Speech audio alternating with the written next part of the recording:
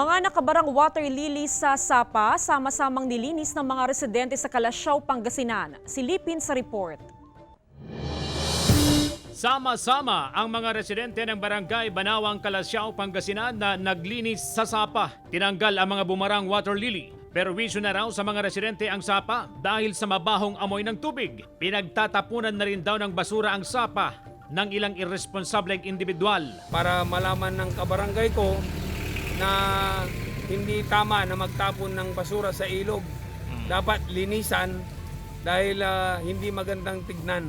Dati umanong bahagi ng Marusay River ang Sapa hanggang sa Mabarahan at tuluyang mabalot ng water lilies. Ayon sa ilang residente, lubhang nakakabahala ang Sapa dahil pinamumugaran na rin daw ng ahas. Ayon sa lokal na pamahalaan, ang aktibidad ay bahagi ng proyekto ng DENR na simultaneous cleanup drive sa mga sapa at ilog. Malaking tulong daw ang paglilinis sa mga sapa at ilog upang maibsan ang pagbaha, lalo na ngayong tag-ulan at sunod-sunod ang kalamidad.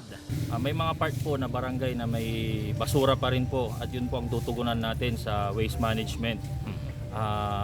Together with our barangay officials, nagtutulungan po kami. Dadalhin ang mga natanggal na water lilies sa MRF ng bayan para sa tamang pagtatapon sa mga ito.